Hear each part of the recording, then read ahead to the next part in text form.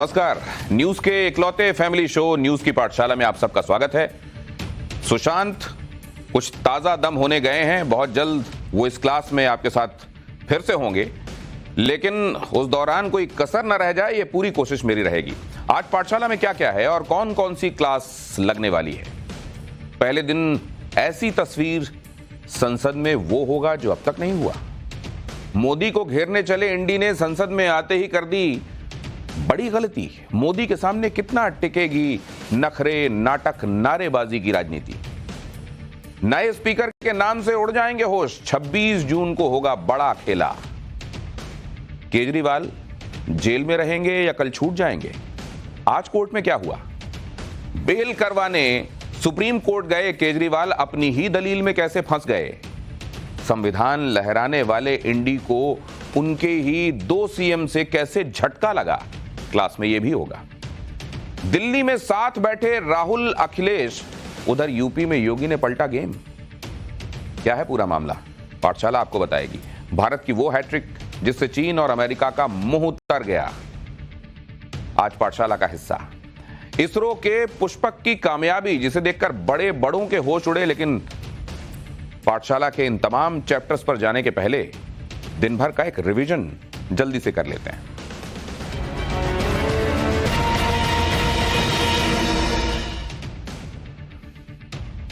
Paper leak मामले में Hazaribagh NTA के सिटी कोऑर्डिनेटर और ओएसिस स्कूल के प्रिंसिपल डॉक्टर एहसानुल हक ने टाइम्स नाउ नवभारत पर बड़ा खुलासा किया। प्रिंसिपल के मुताबिक प्रश्न पत्र को देखकर टैंपरिंग का शक हो गया था, क्योंकि नीचे से बुकलेट में कट मार्क्स लगे हुए थे और ऐसा लग रहा था कि क्वेश्चन पेपर से छेड़छाड़ हुई है। उन्होंने कहा कि पेपर लीक होना एनटीए की लापरवाही है, क्योंकि एनटीए की निगरानी में ही पेपर स्कूल में लाए जाते हैं। उत्तर प्रदेश में सिपाही भर्ती पेपर लीक के आरोपियों की मुसीबत बढ़ने वाली है। कोर्ट में आरोप पत्र दाखिल करने के बाद अब पुलिस 18 आरोपियों के खिलाफ गैंगस्टर एक्ट के तहत कार्रवाई की तैयारी कर रही है। मुख्य आरोपियों की संपत्तियों की पहचान की जा रही है और जल्द ही उनकी अवैध प्रॉपर्टीज पर बुलडोजर एक्शन भी हो सकता है। इस बार मॉनसून कई राज्यों में समय से कुछ दिन पहले आ सकता है। आईएमडी के मुताबिक गुजरात, मध्य प्रदेश, झारखंड और बिहार में 3-4 दिन पहले मॉनसून के आने की संभावना है। वहीं राजस्थान, गुजरात, मध्य प्रदेश के कई जिलों में प्री मॉनसून शावर का दौर जारी है, जबकि दिल्ली और आसपास के इलाकों में भी मौसम बदलने के बाद लोगों को गर्मी से राहत मिली है। तो दिन भर के रिवीजन के बाद पाठशाला की पहली क्लास की बारी। पहले दिन ऐसी तस्वीर संसद में वो होगा जो अब तक नहीं हुआ। मोदी को घेरने चले इंडी ने संसद में आते ही कर दी बड़ी गलती। मोदी के सामने कितना टिकेगी नखरे, नाटक, नारेबाजी की राजनीति। और नए स्पीकर के नाम से उड़ जाएंगे होश। 26 जून को होगा बड़ा खेला।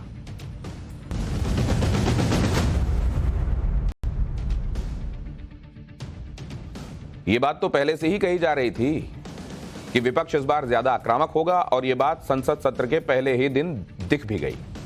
विपक्ष के तेवर जिस तरह से दिखे, उससे साफ लग गया कि संसद के पहले ही सत्र में बड़ा तूफान आने वाला है। पहले ही दिन ऐसी राजनीति दिखी जिस पर प्रधानमंत्री नरेंद्र मोदी ने आज संसद में आते ही कह दिया कि नखरा, नाटक और नारेबाजी वाली राजनीति नहीं होनी चाहिए। लेकिन विपक्ष कहां मानने वाला था। वो तो पहले से ही तय करके आए थे कि उन्हें संसद सत्र के पहले दिन क्या करना है।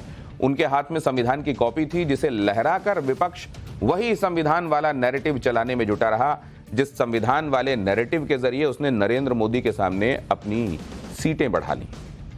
आज किस तरह से संसद में भ्रम वाली उसी पुरानी राजनीति और ड्रामा पॉलिटिक्स के सीन पहले ही दिन दिखे, वो आप देख लीजिए। फिर आपको बताएंगे कि नरेंद्र मोदी के सामने ये नखरे, नाटक और नारेबाजी वाली पॉलिटिक्स कितना टिकेगी।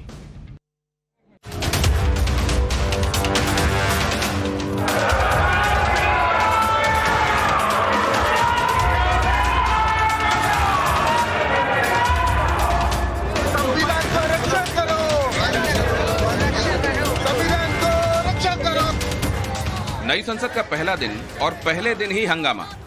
ये तो होना ही था, क्योंकि इंडी गठबंधन वाले पूरा मन बनाकर आए थे कि करना ही यही है। इसीलिए तो पहले दिन संसद आए तो संविधान की कॉपी हाथ में पकड़कर लहराने लगे और फिर वही बातें करने लगे कि संविधान को बचाने की लड़ाई है। जो आक्रमण प्रधानमंत्री जी अमित शाह जी कॉन्स्टिट्यूशन पर, संविधान पे कर रहे हैं, वो हमारे लिए एक्सेप्टेबल नहीं है, वो हम होने नहीं देंगे। इसीलिए हमने कॉन्स्टिट्यूशन ओथ लेते हुए हमने कॉन्स्टिट्यूशन पकड़ा था। यही बातें इंडी गठबंधन वाले पूरे चुनाव में करते रहे। इसी भ्रम को फैलाकर जब इंडी गठबंधन की सीटें बढ़ गईं, तो इन्हें लगा कि मोदी से लड़ने का तो फॉर्मूला ही यही है। जनता हमारे साथ थी, लेकिन मोदी जी संविधान को तोड़ने की कोशिश किए। इसीलिए आज सभी पार्टी के नेता लोग एक होकर ये जो प्रोटेस्ट कर रहे हैं। संविधान की कॉपी लेकर ये संसद के अंदर बैठे और पीएम मोदी जब शपथ लेने के लिए आए तो उन्हें संविधान की कॉपी दिखाने लगे। पीएम मोदी सांसद पद की शपथ ले रहे थे तो संविधान लेकर दिखाने लगे राहुल गांधी और इंडी गठबंधन के उनके साथी। मैं नरेंद्र दामोदर दास मोदी, जो लोकसभा का सदस्य निर्वाचित हुआ हूं, ईश्वर की शपथ लेता हूं। राहुल गांधी के साथ विपक्ष की फ्रंट रो में अखिलेश यादव बैठे और अखिलेश ने अपने साथ बिठाया अवधेश प्रसाद को, जो अयोध्या से चुनाव जीते। मर्यादा पुरुषोत्तम राम, प्रभु श्री राम की मर्यादाओं को अक्षुण्ण रखते हुए पूरे देश में उनकी मर्यादा को कायम करूंगा और वहां के देवतुल्य मतदाताओं की उम्मीदों पर खरे उतरूंगा। यानी अखिलेश और राहुल गांधी दोनों ने मैसेज दिया कि वो पहले दिन से ही साथ हैं और संसद में नरेंद्र मोदी के खिलाफ माहौल बनाने में पूरा जोर लगाएंगे। इसका अंदाजा पीएम मोदी को पहले से ही था। इसीलिए संसद सत्र में आते हुए ही पीएम ने कह दिया कि जनता को नाटक, हंगामा और नारेबाजी नहीं चाहिए। देश की जनता विपक्ष से अच्छे कदमों की अपेक्षा रखती है। अब तक जो निराशा मिली है, शायद इस 18वीं लोकसभा में विपक्ष देश के सामान्य नागरिकों की विपक्ष के नाते उनकी भूमिका की अपेक्षा करता है, लोकतंत्र की गरिमा को बनाए रखने की अपेक्षा करता है। मैं आशा करता हूं कि विपक्ष उसमें खरा उतरेगा। लेकिन इंडी गठबंधन को लगता है कि इस बार उनकी ताकत बढ़ गई है और वो एकजुट हैं, इसलिए नरेंद्र मोदी को पहले दिन से ही घेर लेंगे। सरकार से हम ये अपेक्षा करेंगे कि कम से कम जैसे पिछली लोकसभा में हुआ ऐसा रवैया, खैर अब चाह के भी वो नहीं वो रवैया अपना सकते, क्योंकि इस बार विपक्ष जो है वो नई ऊर्जा के साथ और नई बड़ी संख्या के साथ सदन में रहेगा। लेकिन हाँ, इस तरीके की घटनाएं, जिस तरीके की घटनाएं 17वीं लोकसभा के अंतिम सत्रों में हुई, खासतौर से अंतिम 2 सत्रों, वो कलंक है, काला धब्बा है हमारे संसदीय लोकतांत्रिक प्रणाली पर। विपक्ष ने पहले दिन से ही प्रोटेम स्पीकर के सिलेक्शन का मुद्दा उठाया, संविधान का मुद्दा उठाया और पेपर लीक के मुद्दे पर भी सरकार को घेरा। शिक्षा मंत्री धर्मेंद्र प्रधान जब शपथ लेने के लिए आए तो विपक्ष नीट पेपर लीक को नीट कहने लगा।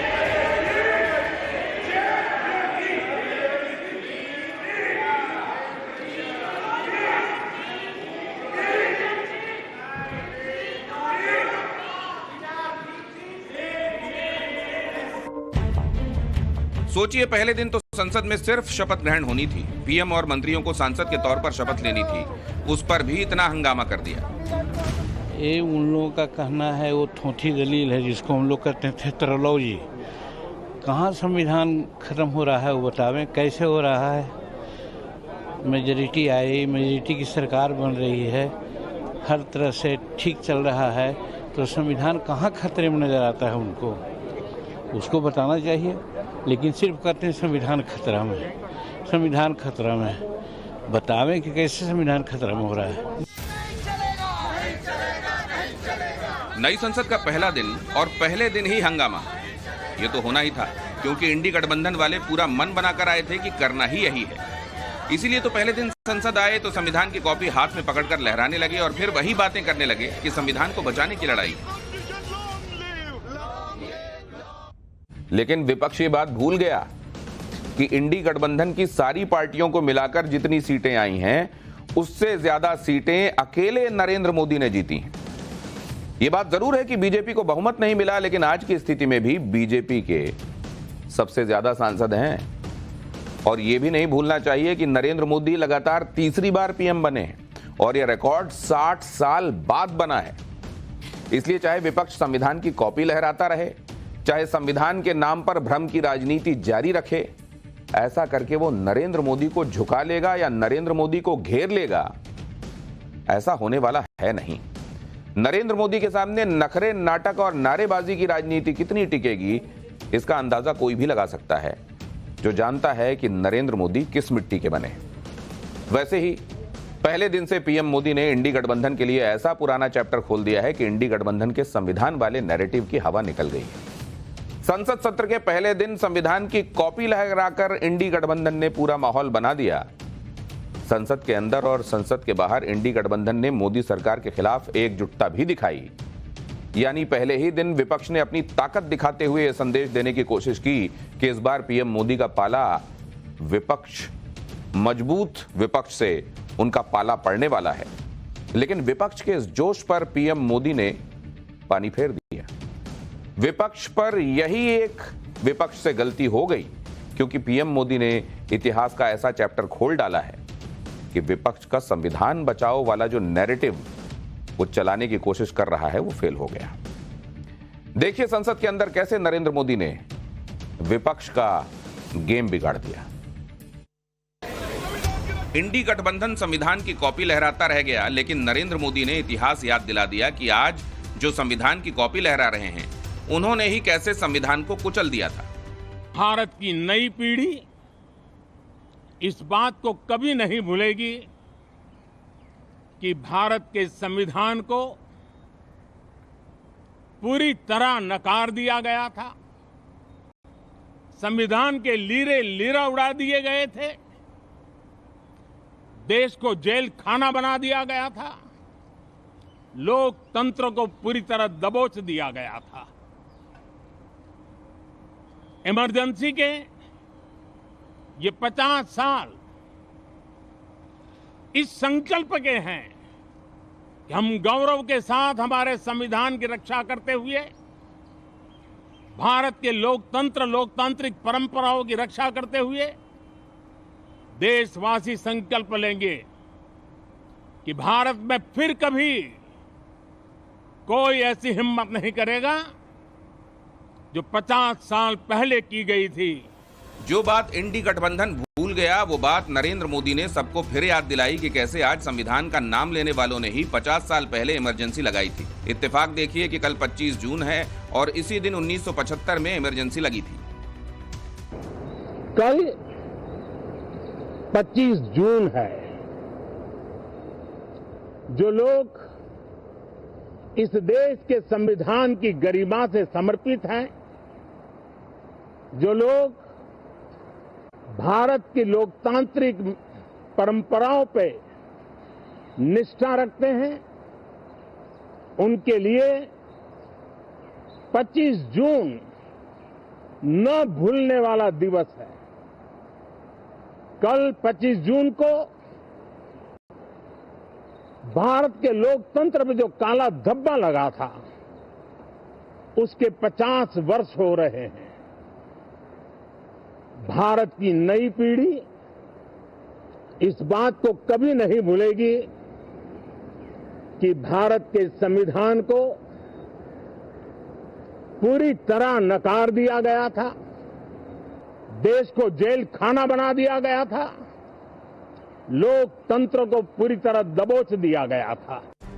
यानी क्लियर है कि नरेंद्र मोदी इंडी गठबंधन के संविधान की कॉपी लहराने या दिखाने से बैकफुट पर नहीं है। उन्होंने ये भी बता दिया कि संविधान की कॉपी लहराने से ही कोई संविधान का रक्षक नहीं हो जाता। कहाँ संविधान खतरे में?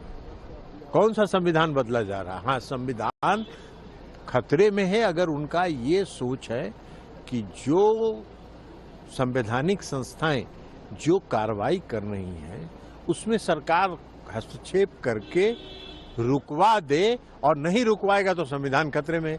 जैसा करिएगा वैसा भरिएगा।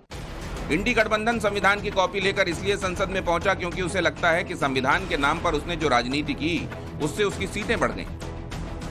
लेकिन सच ये भी है कि संविधान के नाम पर भ्रम की राजनीति की गई। उसके बावजूद तीसरी बार नरेंद्र मोदी को प्रधानमंत्री बनने से इंडी गठबंधन रोक नहीं पाया, क्योंकि ये वही नरेंद्र मोदी हैं जो पहली बार संसद जाते हैं तो संसद की सीढ़ियों पर माथा टेकते हैं, और ये वही नरेंद्र मोदी हैं जो लगातार तीसरी बार जीतकर रिकॉर्ड बनाते हैं तो संविधान को नमन करते हैं। ऐसे में विपक्ष कितना भी भ्रम की राजनीति कर ले, नरेंद्र मोदी को आगे बढ़ने से रोक नहीं पाएगा। यानी विपक्ष नरेंद्र मोदी को इस मामले में भी बैकफुट पर नहीं ला सकता। ऊपर से नरेंद्र मोदी विपक्ष को इमरजेंसी की याद दिलाकर बैकफुट पर ले गए हैं। 25 जून को इमरजेंसी लगाने के काले दिन की याद सरकार दिलाएगी, जो उन लोगों के लिए जरूरी है जो संविधान की बातें करके संसद में अपनी राजनीति चमका रहे हैं। इंडी गठबंधन को जब कुछ नहीं मिला तो नया विवाद शुरू कर दिया। नया विवाद प्रोटेम स्पीकर को लेकर। प्रोटेम स्पीकर कौन होता है? वो होता है जो स्पीकर के चुनाव के पहले तक संसद सत्र को चलाने के लिए टेम्परेरीली नियुक्त किया जाता है, जो नए चुनकर आए सांसदों को शपथ दिलाता है। इस बार भर्तृहरि मेहताब को प्रोटेम स्पीकर नियुक्त किया गया है, जिन्होंने आज पहले दिन संसद सत्र की कार्यवाही को चलाया। उन्होंने ही आज सांसदों को शपथ दिलवाई, लेकिन विपक्ष ने प्रोटेम स्पीकर के सिलेक्शन को लेकर सवाल उठा दिए। कांग्रेस का आरोप है कि बीजेपी ने प्रोटेम स्पीकर चुनते हुए 8 बार के सांसद रहे सुरेश कोडाईकनाल की अनदेखी की है और उनकी जगह 7 बार जीते भर्तृहरि मेहताब को प्रोटेम स्पीकर बना दिया। सुरेश कोडाईकनाल कांग्रेस के सांसद हैं। कांग्रेस का तर्क है कि सबसे सीनियर सांसद होने की वजह से नियम के मुताबिक उन्हें ही प्रोटेम स्पीकर बनाया जाना चाहिए था। इस पर कांग्रेस ने बीजेपी पर संसदीय परंपरा तोड़ने का आरोप लगाया। इंडी गठबंधन की तरफ से नैरेटिव भी फैलाया गया क्योंकि ये सांसद सुरेश दलित हैं और केरल से आते हैं, इसीलिए बीजेपी ने उन्हें मौका नहीं दिया। ये नैरेटिव भी साथ में सामने कर दिया गया। हालांकि संसदीय कार्य मंत्री किरण रिजिजू ने यह कहकर विपक्ष का एजेंडा ध्वस्त कर दिया कि सुरेश का कार्यकाल 8 बार का रहा है, लेकिन वो लगातार 8 बार सांसद रहे हों ऐसा नहीं। साल 1998 और साल 2004 के आम चुनाव में उन्हें हार का सामना करना पड़ा था। किरण रिजिजू ने कहा कि बीजेपी ने नियमों का पालन किया है, क्योंकि भर्तृहरि मेहताब लगातार बगैर इस बीच कभी भी लूज किए 7 बार सांसद रहे हैं और इसीलिए उन्हें प्रोटेम स्पीकर बनाया गया है। आप देखिए कि प्रोटेम स्पीकर का पद अस्थायी होता है और टेम्पररी होता है। 2 दिन में स्पीकर चुन लिया जाएगा। बावजूद इसके विपक्ष इस पर हंगामा कर रहा है। क्यों कर रहा है? मंशा क्या है? क्या सिर्फ हंगामे की मंशा है? एक बार जरा इन्हें सुनिए। देखिए, तो नॉर्म है, सबसे सीनियर मोस्ट को बनाते हैं। ये फर्स्ट टाइम हुआ है सीनियर मोस्ट नहीं बना। जो भी है, जब एक नॉर्म है, डेमोक्रेटिक वैल्यूज हैं, यहाँ पे नहीं, हम असेंबली में भी फॉलो करते हैं। जो सबसे ज़्यादा सीनियर होता है वो सुरेश जो है, मेरे साथ था 91 में, कई बार मेरे साथ रहे, वो सीनियर मोस्ट है आज लोकसभा में, जो है तो है। प्रोटेम स्पीकर के बाद इंडी गठबंधन स्पीकर के इलेक्शन पर भी हंगामा करने के पूरे मूड में है। लोकसभा स्पीकर का चुनाव 26 जून को होगा। वैसे तो स्पीकर का नाम आम सहमति से तय हो जाता है और ज्यादातर मौकों पर सत्ता पक्ष में सबसे बड़ी पार्टी से ही स्पीकर बनता है। स्पीकर के लिए एनडीए के दलों ने बीजेपी को फ्री हैंड भी दिया हुआ है। जेडीयू पहले ही कह चुकी है कि वो बीजेपी, जिसका भी नाम बीजेपी आगे करेगी, वो उसका समर्थन करेंगे। टीडीपी भी कह रही है कि आम सहमति से एनडीए तय कर लेगा कि कौन होने वाला है स्पीकर, लेकिन इंडी गठबंधन ने स्पीकर के चुनाव में पेंच फंसा दिया है। इंडी गठबंधन चाहता है कि डिप्टी स्पीकर विपक्ष से कोई हो और ऐसा नहीं होने की सूरत में इंडी गठबंधन ने स्पीकर और डिप्टी स्पीकर दोनों पदों के लिए उम्मीदवार उतारने की बात कही है, जबकि एनडीए किसी भी सूरत में विपक्ष को डिप्टी स्पीकर का पद नहीं देना चाहेगा। बीजेपी टीडीपी को डिप्टी स्पीकर का पद दे सकती है, स्पीकर पद बीजेपी अपने पास ही रखेगी। राज्यसभा में उपसभापति का पद पहले से ही जेडीयू के पास में है। ऐसी स्थिति में अगर डिप्टी स्पीकर पर पेच फंसा तो यह पहली बार होगा जब स्पीकर पद के लिए चुनाव की नौबत आएगी और ऐसे में आम सहमति से स्पीकर चुने जाने की परंपरा टूट जाएगी। हालांकि अगर चुनाव की नौबत आई भी तो भी नंबर गेम के हिसाब से एनडीए की ही जीत होगी, लेकिन विपक्ष को यह कहने का मौका मिल जाएगा कि वो सरकार को खुली छूट तो नहीं देने वाले। इंडी गठबंधन वाले प्रोटेम स्पीकर पर तो बहुत हल्ला कर रहे हैं और ये कह रहे हैं कि इनके सबसे सीनियर सांसद को क्यों प्रोटेम स्पीकर नहीं बनाया गया। लेकिन सबसे सीनियर सांसद को कांग्रेस खुद क्यों अपना विपक्ष का नेता नहीं बनाती, इस सवाल का जवाब कौन देगा। कांग्रेस खुद अभी तक अपना विपक्ष का नेता सेलेक्ट नहीं कर पाई है। विपक्ष के नेता के तौर पर राहुल गांधी के नाम की चर्चा चल रही है, लेकिन कई लोग कह रहे हैं कि राहुल गांधी विपक्ष के नेता की जिम्मेदारी लेने के लिए तैयार नहीं है। कांग्रेस ने पिछली बार अधीर रंजन चौधरी को लोकसभा में अपना नेता बनाया था, लेकिन अधीर रंजन चौधरी इस बार चुनाव हार गए। कांग्रेस को लोकसभा में नया नेता चुनना है और 10 साल बाद ऐसा होगा कि विपक्ष की सबसे बड़ी पार्टी होने के नाते कांग्रेस को नेता प्रतिपक्ष का आधिकारिक दर्जा मिलेगा। लेकिन कांग्रेस ने अब तक तय नहीं किया है कि नेता प्रतिपक्ष कौन बनेगा, जबकि एनडीए ने तय कर लिया है कि राज्यसभा में JP Nadda leader of house होंगे। राज्यसभा में लीडर ऑफ हाउस पहले पीयूष गोयल थे, लेकिन पीयूष गोयल लोकसभा के लिए चुने गए हैं, इसलिए अब यह जिम्मेदारी जेपी नड्डा संभालेंगे। संसद का यह सत्र 3 जुलाई तक चलने वाला है। इस सत्र में क्या क्या होने वाला है वो भी देख लीजिए। 24 जून यानी आज प्रधानमंत्री, मंत्री और नए सांसदों को शपथ दिलाई गई। 25 जून यानी कल भी बाकी बचे नए सांसदों को शपथ दिलाई जाएगी और फिर 26 जून को स्पीकर का चुनाव होगा। 27 जून से राज्यसभा का सत्र भी शुरू होगा और राष्ट्रपति दोनों सदनों को संबोधित करेंगी। 28 जून को प्रधानमंत्री संसद में अपने मंत्रियों की टीम का परिचय देंगे। 29 और 30 जून को वीकेंड है, संसद की कार्यवाही नहीं होगी और फिर 1 से 3 जुलाई के बीच सबसे ज्यादा हंगामा होने के आसार हैं, क्योंकि इस दौरान राष्ट्रपति के अभिभाषण पर चर्चा होगी। 1 जुलाई से 3 जुलाई के बीच पीएम मोदी पहले लोकसभा फिर राज्यसभा में बोलेंगे। इस दौरान जमकर हंगामा देखने को मिल सकता है। पक्ष और विपक्ष के बीच संसद में असली टक्कर इसी दौरान देखने को मिलेगी। संसद सत्र के पहले दिन अजब गजब रंग भी देखने को मिले।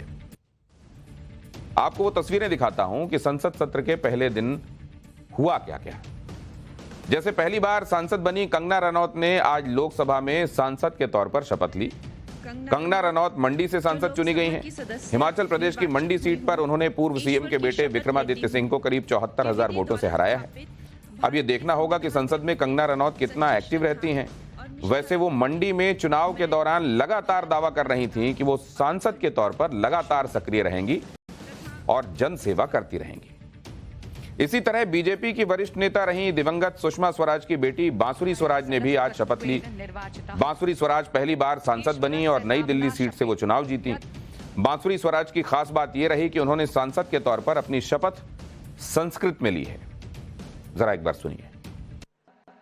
यह लोकसभाया सदस्यत्वेन निर्वाचितः ईश्वरस्य नाम्ना शपे यद। पाठशाला में अब अगली क्लास, केजरीवाल जेल में रहेंगे या कल छूट जाएंगे। आज इस विषय में कोर्ट में क्या हुआ, बेल करवाने सुप्रीम कोर्ट गए केजरीवाल अपनी ही दलील में कैसे फंस गए, संविधान लहराने वाले इंडी गठबंधन को उनके ही 2 सीएम से कैसे झटका लगा, एक क्लास अब इस पर।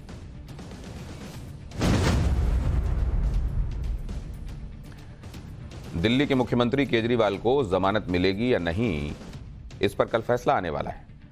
20 जून को राउज एवेन्यू कोर्ट से केजरीवाल को जमानत मिल गई थी, लेकिन उसके बाद 21 जून को जमानत के खिलाफ ईडी दिल्ली हाई कोर्ट पहुंच गई। दिल्ली हाई कोर्ट ने केजरीवाल की जमानत पर स्टे लगा दिया। अब आप सोचिए, एक कोर्ट से केजरीवाल को जमानत मिली है तो आम आदमी पार्टी झूमने लगी, पटाखे फोड़े गए, जश्न मनाया गया। वहीं जब दिल्ली हाई कोर्ट ने केजरीवाल की जमानत पर रोक लगाई तो वही आम आदमी पार्टी इस फैसले पर सवाल खड़े करने लगी। सूट करे तो फैसला अच्छा। जमानत पर दिल्ली हाई कोर्ट की रोक के खिलाफ केजरीवाल सुप्रीम कोर्ट पहुंचे और वहां हाई कोर्ट के स्टे को गलत बताया, लेकिन यहां से भी केजरीवाल को फौरन राहत नहीं मिली। दिल्ली हाई कोर्ट की रोक के खिलाफ केजरीवाल ने सुप्रीम कोर्ट में याचिका डाली। सुप्रीम कोर्ट में इस मामले में सुनवाई के दौरान क्या क्या हुआ वो अब मैं आपको बताता हूं। केजरीवाल के वकील ने कहा कि जमानत पर पहले दिन ही स्टे लगा देना और आदेश आने से पहले चुनौती देना अप्रत्याशित है। अगर हाईकोर्ट केजरीवाल की जमानत को रिजेक्ट नहीं करता है तो केजरीवाल का जो समय खराब हुआ है उसकी भरपाई कैसे की जाएगी। इस पर सुप्रीम कोर्ट ने कहा कि अगर हम इस पर कोई फैसला सुनाएंगे तो इस मामले को पहले से जज करने जैसा होगा। हाई कोर्ट के फैसले के पहले हम कैसे कोई फैसला दे सकते हैं। सुप्रीम कोर्ट ने ईडी से पूछा कि राउज एवेन्यू कोर्ट के जमानत आदेश में क्या पीएमएलए के सेक्शन 45 में बताई गई जमानत की 2 शर्तों को पूरा करने की बात लिखी है। इस पर ईडी ने सुप्रीम कोर्ट को बताया कि जमानत आदेश में ऐसा नहीं लिखा हुआ। इस पर केजरीवाल के वकील ने कहा कि हाईकोर्ट ने बिना राउज एवेन्यू कोर्ट का आदेश देखे ही जमानत पर रोक लगा दी, तो आप ऐसा क्यों नहीं कर सकते। इस पर सुप्रीम कोर्ट ने कहा कि अगर हाईकोर्ट ने कोई गलती की है तो क्या हम भी गलती कर दें। इसके बाद सुप्रीम कोर्ट ने कार्रवाई स्थगित कर दी और 26 जून को सुनवाई की तारीख तय की। इस बीच कल दिल्ली हाईकोर्ट से जो फैसला आएगा वो भी सुप्रीम कोर्ट में सुनवाई के दौरान रखा जाएगा। यानी केजरीवाल को जमानत मिलेगी या नहीं वो हाई कोर्ट के कल के आने वाले फैसले से तय हो जाएगा, लेकिन हाई कोर्ट के फैसले को सुप्रीम कोर्ट भी देखेगा और उसके बाद फाइनली केजरीवाल को राहत मिलेगी। केजरीवाल के सामने एक नहीं कई चुनौतियां हैं। एक तो जमानत की टेंशन और दूसरा दिल्ली में भयंकर पानी संकट। अगर केजरीवाल जमानत पर बाहर आते हैं तो जल संकट से निपटना उनके लिए बड़ी चुनौती की तरह होगा।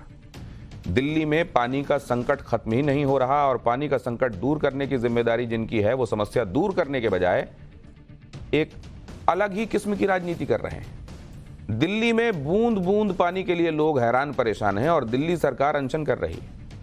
दिल्ली की जल मंत्री आतिशी पानी संकट के मुद्दे पर अनशन कर रही हैं। आतिशी का कहना है कि जब तक पानी की समस्या दूर नहीं होगी वो अनशन खत्म नहीं करेंगी।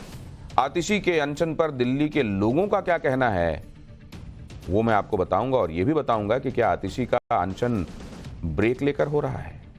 लेकिन पहले दिल्ली में पानी संकट की हैरान करने वाली तस्वीरें आपको दिखाता हूं। दिल्ली में पानी के लिए लोग किस तरह से परेशान हैं वो आप देख लीजिए। ये तस्वीरें दिल्ली जल बोर्ड के दफ्तर की, जहां लोग पानी नहीं आने की शिकायत लेकर आ रहे हैं। एक महिला जिसका पैर टूटा हुआ है, पैर में प्लास्टर लगा हुआ है, वो भी अपनी शिकायत लेकर दिल्ली जल बोर्ड के दफ्तर आई है। इस महिला का कहना है कि 2 महीने से पानी नहीं आ रहा, जैसे तैसे करके पानी खरीद कर गुजारा चल रहा है।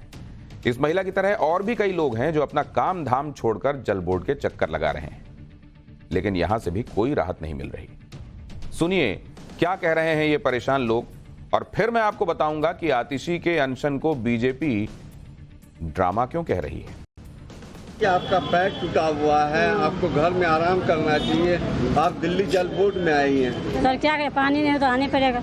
कहाँ से आई हैं? संगम यहाँ से। अच्छा, कितनी दिक्कत है? पानी की दिक्कत है तभी तो आए इधर। 2 महीने से पानी नहीं मिल रहा है। थोड़ी साइड हो जाओ आंटी। इस कारण मैं जल बोर्ड ऑफिस बहुत ज़्यादा 2 महीने हो गए। ये कह रहा है कि टैंकर आएगा तो पानी दूंगा, लेकिन अभी तक टैंकर नहीं आया है।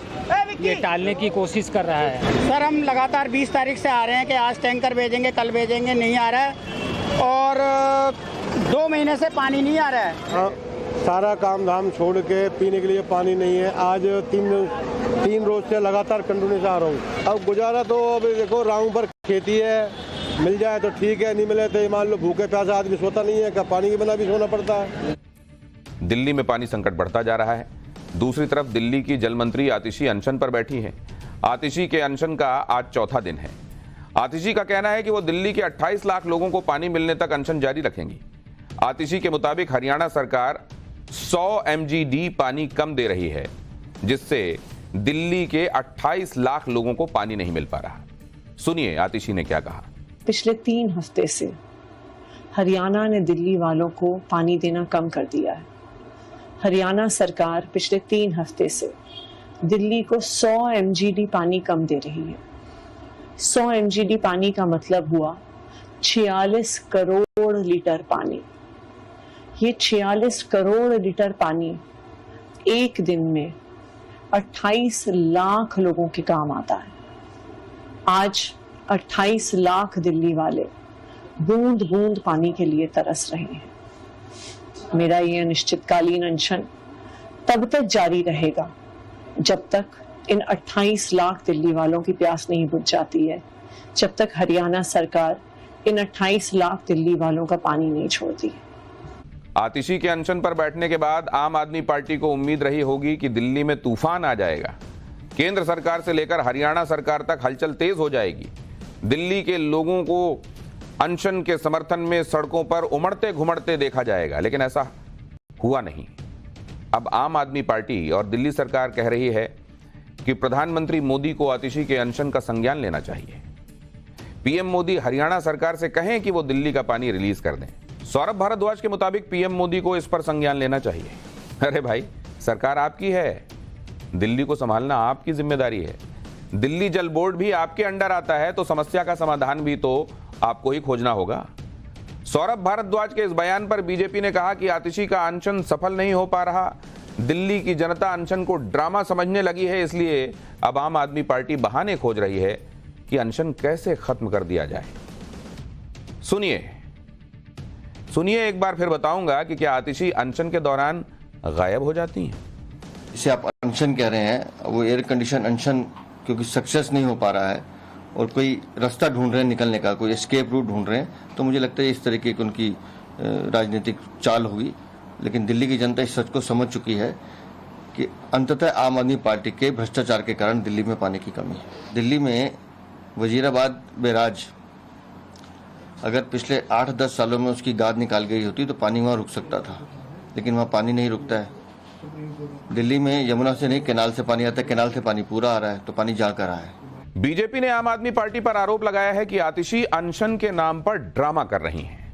बीजेपी नेता मनजिंदर सिंह सिरसा ने कहा कि आतिशी सुबह के समय अनशन से गायब हो जाती हैं, दोपहर को गायब हो जाती हैं, फिर खाना खाकर अनशन करने का ड्रामा करती हैं। सिरसा ने कहा कि आतिशी को अनशन करना है तो वो टैंकर माफिया के खिलाफ करें, वो माफिया जो दिल्ली का पानी लूट रहा है। दोपहर में गायब हो जाती हैं, शाम को गायब हो जाते हैं और खाना खाते हैं और कहते हैं हम भूख हड़ताल पर बैठे। भूख हड़ताल पर बैठना है तो टैंकर माफिया के खिलाफ बैठो, भूख हड़ताल पर बैठना है तो अपने एमएलए के खिलाफ बैठो, आम आदमी के जिन्होंने पैसे ले रखे टैंकर माफिया से और दिल्ली को पानी नहीं पहुंचने दे रहे। ये यही टैंकर माफिया जिसको अरविंद केजरीवाल जी चला चला के वीडियो डाला करते थे कि मैं आऊंगा टैंकर माफिया खत्म कर दूंगा। इन्होंने करोड़ों रुपया लूटा है दिल्ली का और पानी लूटा है। दिल्ली में पानी की समस्या पर अब कांग्रेस भी खुलकर आम आदमी पार्टी के खिलाफ आ गई है। कांग्रेस ने दिल्ली में पानी संकट को लेकर प्रदर्शन किया और आम आदमी पार्टी को भी निशाने पर लिया। बहुत दिन नहीं हुए साथ में चुनाव लड़े। खैर, अब दिल्ली कांग्रेस अध्यक्ष देवेंद्र यादव ने केजरीवाल सरकार पर तीखा हमला किया है। देवेंद्र यादव ने कहा कि मुख्यमंत्री जेल में हैं, जल मंत्री सत्याग्रह पर हैं, भीषण गर्मी से 238 मौतें और स्वास्थ्य मंत्री असहाय हैं। आम आदमी पार्टी की सरकार पूरी तरह पंगु हो गई है। कांग्रेस ने दिल्ली जल बोर्ड की बदहाली के लिए भी आम आदमी पार्टी सरकार को ही निशाने पर लिया। कांग्रेस ने कहा कि दिल्ली में 2 करोड़ लोग पानी के संकट से परेशान हैं। आतिशी सिर्फ 28 लाख लोगों का जिक्र कर रही हैं। पानी देने के बजाय एसी में बैठकर अनशन कर रही हैं। आम आदमी पार्टी सरकार ने दिल्ली जल बोर्ड को करोड़ों का कर्जदार बना दिया है। यह तो हाल है दिल्ली का। लोकसभा चुनाव में यही कांग्रेस और आम आदमी पार्टी साथ साथ चुनाव लड़े थे और अब एक दूसरे के खिलाफ तलवारें निकाले बैठे हैं। और पिस कौन रहा है? दिल्ली की जनता। दिल्ली में पानी को लेकर हो रहे ड्रामे के अलावा संसद का सत्र भी शुरू हो गया है, जहां इंडी गठबंधन के सांसद हाथों में संविधान की कॉपी लेकर पहुंचे। इंडी गठबंधन का दावा है कि वो संविधान बचाने में लगे हैं, क्योंकि ये आरोप लगाए जा रहे हैं मोदी सरकार संविधान को खत्म करने की कोशिश कर रही है। लेकिन इंडी गठबंधन के सारे दावे बंगाल का जिक्र आते ही फुस हो जाते हैं। पश्चिम बंगाल में लोकसभा चुनाव के बाद हिंसा के मामले पर इंडी गठबंधन के नेताओं के मुंह सिल जाते हैं। वो भी तब जब पश्चिम बंगाल में ममता बनर्जी ने इंडी गठबंधन को 1 इंच जगह नहीं दी। फिर भी इंडी गठबंधन बंगाल में चुनाव के बाद हुई हिंसा पर चुप्पी साधे हुए है। बीजेपी लगातार आरोप लगा रही है, बंगाल में फैक्ट फाइंडिंग टीम भेज रही है, पीड़ितों से मिल रही है, फिर भी इंडी गठबंधन का कोई बड़ा नेता इस मामले पर नहीं बोल रहा। लग तो ऐसा रहा है कि जिस संविधान को बचाने की बात इंडी गठबंधन करता है वो पश्चिम बंगाल पर लागू ही नहीं होता। पश्चिम बंगाल में चुनाव बाद हिंसा कोई नई बात नहीं है। चुनाव के दौरान और उसके बाद हिंसा बंगाल में अक्सर देखी गई है। लोकसभा चुनाव के बाद पश्चिम बंगाल में कई इलाकों में हिंसा हुई। डायमंड हार्बर, संदेश खाली, बासंती, कूच बिहार में हिंसा की कई घटनाएं हुई। 4 जून से 18 जून तक हिंसा से जुड़ी 859 शिकायतें डीजीपी दफ्तर को मिली। 204 शिकायतें गंभीर थीं और उन पर एफआईआर भी दर्ज की गई है। पश्चिम बंगाल में चुनाव के बाद हिंसा पर इंडी गठबंधन खामोश है। ममता बनर्जी और टीएमसी तो हिंसा को बीजेपी का प्रोपोगंडा करार कर देते हैं। पीड़ितों की तो कोई बात ही नहीं कर रहा। बीजेपी का आरोप है कि हिंसा की वजह से कई लोग अपना घर मकान छोड़कर कहीं और चले गए हैं। बंगाल हिंसा के मुद्दे पर कलकत्ता हाईकोर्ट में याचिकाएं भी दाखिल की गई हैं, जिन पर सुनवाई करते हुए हाईकोर्ट ने महत्वपूर्ण निर्देश भी दिए हैं। कलकत्ता हाईकोर्ट ने कहा कि जिस तरीके की शिकायतें आ रही हैं और पुलिस प्रशासन की भूमिका पर जिस तरह से आरोप लग रहे हैं, उस पर हम अपनी आंखें बंद नहीं कर सकते। कलकत्ता हाईकोर्ट ने बंगाल सरकार से कहा कि वो सुनिश्चित करे कि हिंसा पीड़ित परिवार अपने अपने घर वापस लौट सकें। हाईकोर्ट ने पुलिस को भी निर्देश दिया कि वो हिंसा पीड़ितों की सुरक्षा सुनिश्चित करे और प्रभावित इलाकों पर नजर बनाए रखे। हाईकोर्ट ने यह भी कहा कि पश्चिम बंगाल में 26 जून तक केंद्रीय सुरक्षा बल तैनात रहेंगे। इस मामले में अगली सुनवाई 26 जून को होगी और उसके बाद पता चलेगा कि सेंट्रल फोर्सेस की तैनाती बंगाल में कब तक रहने वाली है। पाठशाला में अब अगली क्लास। दिल्ली में साथ बैठे राहुल अखिलेश, उधर यूपी में योगी ने पलटा गेम। यूपी में कांटे की सियासी लड़ाई में कौन सा नया मोड़ आ गया है?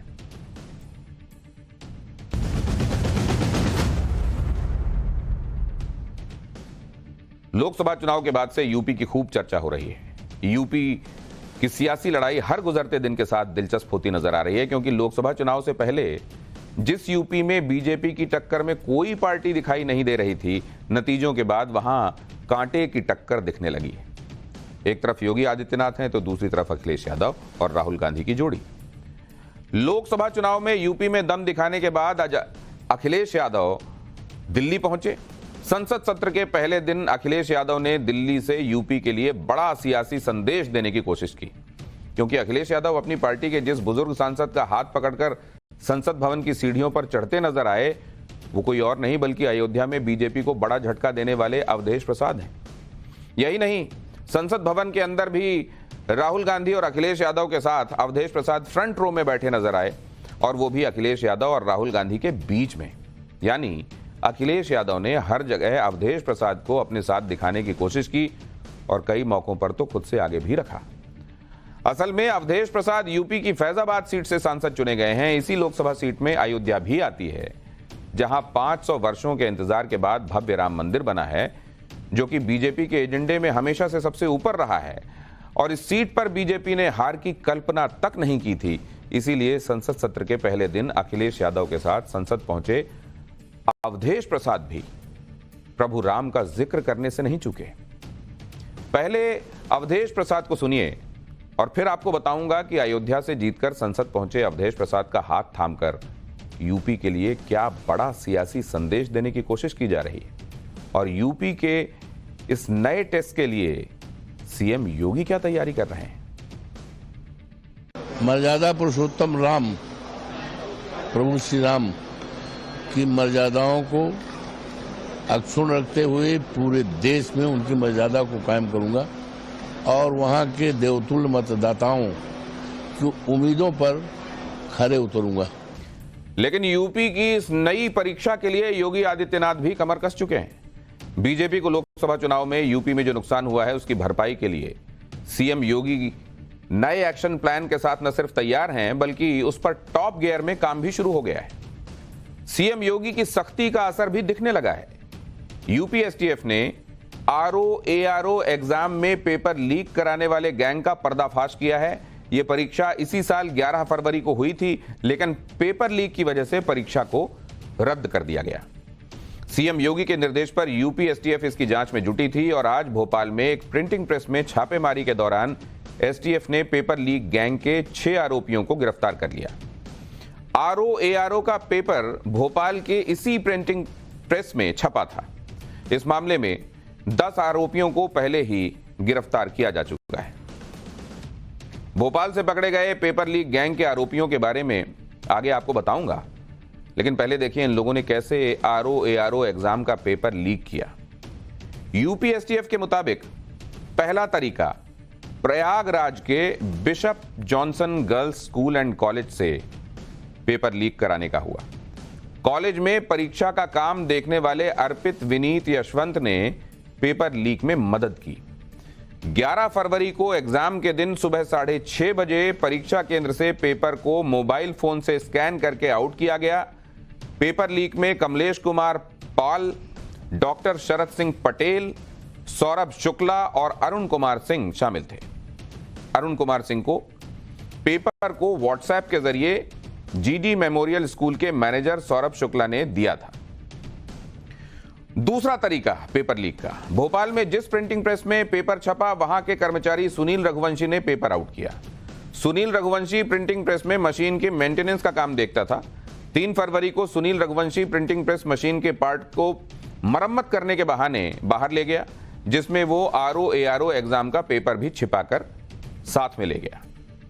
भोपाल की इसी प्रिंटिंग प्रेस में छापेमारी कर यूपी एसटीएफ की टीम ने सुनील रघुवंशी समेत पेपर लीक गैंग के 6 आरोपियों को गिरफ्तार किया है।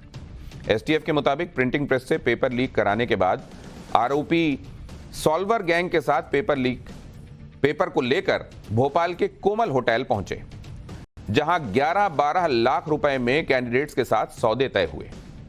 सुनिए यूपी एसटीएफ के एडीजी अमिताभ यश ने पेपर लीक गैंग के खुलासे पर क्या कहा है।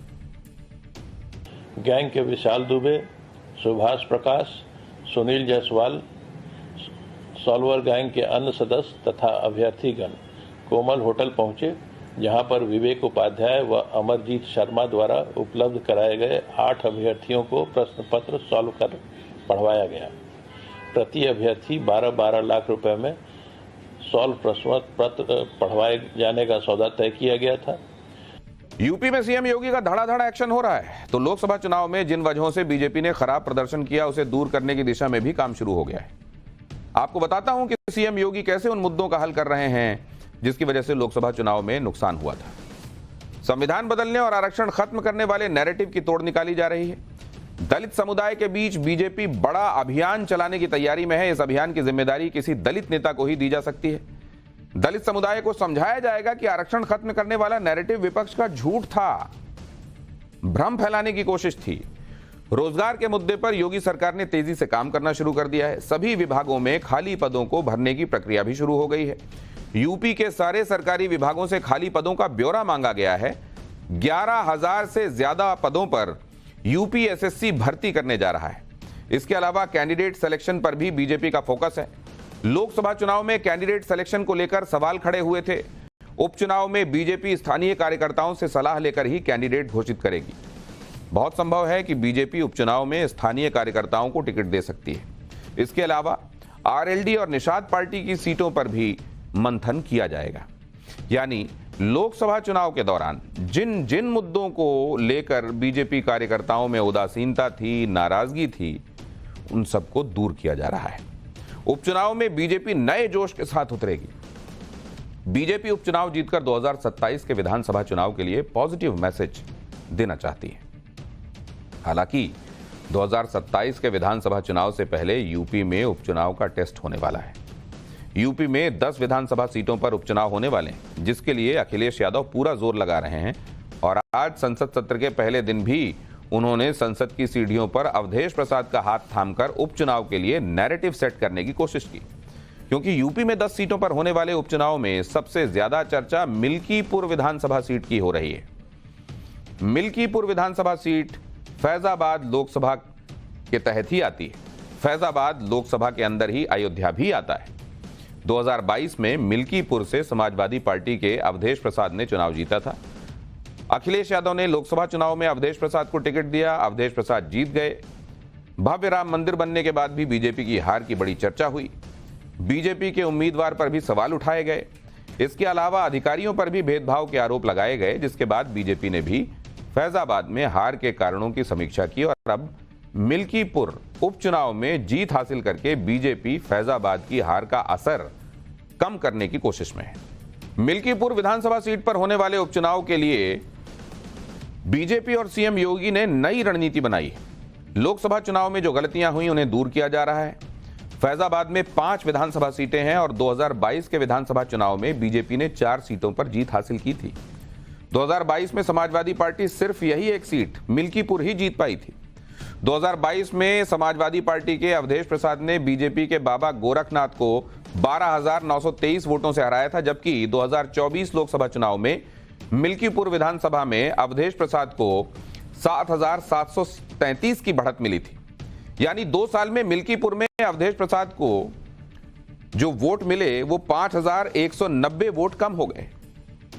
मिल्कीपुर सीट समाजवादी पार्टी के पास थी और अब उपचुनाव में इस सीट पर जीत हासिल करने का प्रेशर भी समाजवादी पार्टी पर ही है। दूसरी तरफ बीजेपी ने लोकसभा चुनाव की गलती से सबक लेते हुए मिल्कीपुर में जातीय समीकरणों को साधना शुरू कर दिया है। सूत्र बता रहे हैं कि मिल्कीपुर उपचुनाव को लेकर स्थानीय कार्यकर्ताओं से चर्चा हो रही है। स्थानीय नेताओं और कार्यकर्ताओं को संगठित किया जा रहा है। चर्चा है कि मिल्कीपुर से बाबा गोरखनाथ को फिर से टिकट मिल सकता है। बाबा गोरखनाथ 2017 के चुनाव में मिल्कीपुर में 28,000 वोट से जीते थे। इसके अलावा पासी समुदाय से भी कई उम्मीदवारों के नामों की चर्चा है। मिल्कीपुर से दावेदारों में जिला पंचायत और ग्राम प्रधान तक शामिल हैं। मिल्कीपुर उपचुनाव के लिए बीजेपी लगातार काम कर रही है।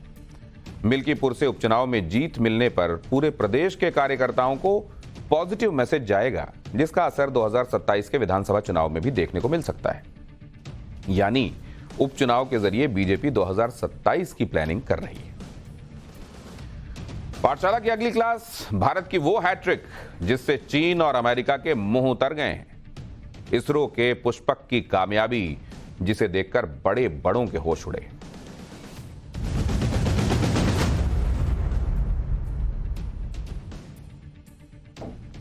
पाठशाला में अब बदलते मौसम का स्पेशल चैप्टर। देश में गर्मी से लोगों को राहत अभी तक जितनी मिल पाई है वो तो ठीक है, लेकिन अब भारी बारिश का अलर्ट जारी हो गया है।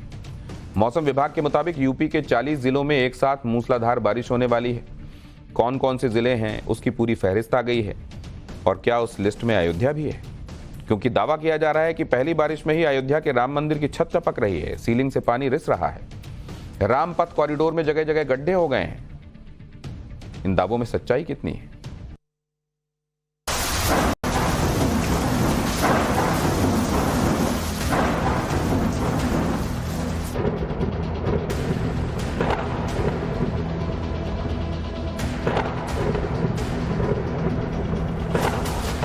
यूपी में रहने वालों के लिए बड़ी खबर। यूपी में मॉनसून 40 जिलों में दस्तक दे सकता है, लेकिन मौसम विभाग ने 25 जिलों में भारी बारिश के लिए अलर्ट जारी किया है।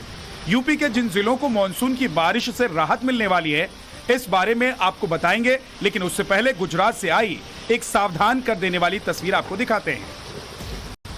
गुजरात में कुछ लड़के जब समुद्र में रील बनाने के चक्कर में अपनी गाड़ी लेकर गए तो उनकी गाड़ियां समुद्र में ही फंस गई। हवाओं के कारण समुद्र उफन रहा है और यहाँ फंसे इन लड़कों को समझ नहीं आ रहा है कि वो रेत में धसी हुई अपनी गाड़ी को कैसे बाहर निकालें। ये लाल रंग की गाड़ी तो समुद्र में लगभग पूरी तरीके से समाने वाली है। तभी काली टी शर्ट पहने ये लड़का अपने हाथों से इसको हिलाने की कोशिश करता है, मगर उसकी ये कोशिश पूरी नहीं हो पाती। गनीमत ये रही कि इन गाड़ियों के समुद्र में समाने से पहले आसपास के लोग आ गए और गाड़ी को बाहर निकाल लिया गया, नहीं तो इन गाड़ियों को समंदर किसी तिनके की तरह अपने आगोश में ले सकता था। अब बात यूपी की। मौसम विभाग ने यूपी के 25 जिलों के लिए अगले 2 दिनों में बारिश का अलर्ट जारी किया है, जिसमें चित्रकूट, बांदा, फतेहपुर, प्रयागराज, कौशाम्बी, सोनभद्र, मिर्जापुर, चंदौली, वाराणसी, गाजीपुर, मऊ, बलिया, कुशीनगर, महाराजगंज, सिद्धार्थनगर, बहराइच, श्रावस्ती, फर्रुखाबाद, कन्नौज, कानपुर, गाजियाबाद, बिजनौर, बरेली, पीलीभीत, शाहजहांपुर, संभल, बदायूं, झांसी शामिल हैं। मौसम विभाग का दावा है कि यूपी के इन जिलों में आने वाले दिनों में भारी बारिश हो सकती है। मौसम विभाग ने यूपी के 25 जिलों में अगले 2 दिनों तक भारी बारिश का अलर्ट जारी किया है। इसमें चित्रकूट, बांदा, श्रावस्ती, कौशाम्बी के साथ साथ अगर पूर्वांचल की बात करें तो पूर्वांचल में वाराणसी के अलावा गाजीपुर, चंदौली, मिर्जापुर और सोनभद्र समेत 25 ऐसे जिले हैं जहां पर भारी बारिश हो सकती है। संभावना ये जताई जा रही है कि अगले 2 दिनों तक यहां पर मानसून खूब जमकर गरजेगा। ये तो यूपी की बात थी, मगर देश के कई राज्य ऐसे भी हैं जहां पानी अभी से तबाही मचाने लगा है।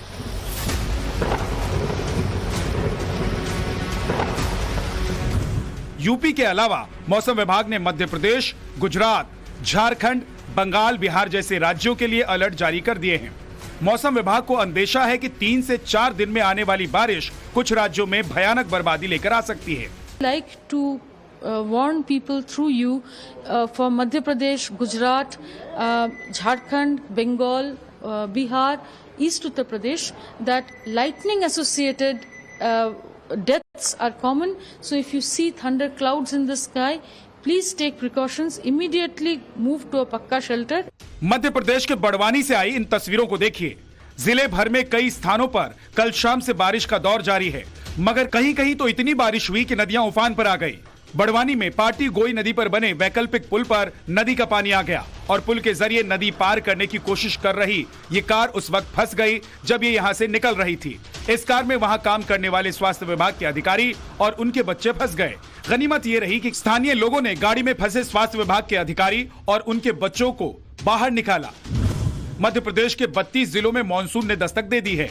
मौसम वैज्ञानिकों की माने तो अगले 5 दिनों में ये पूरे प्रदेश को कवर कर लेगा।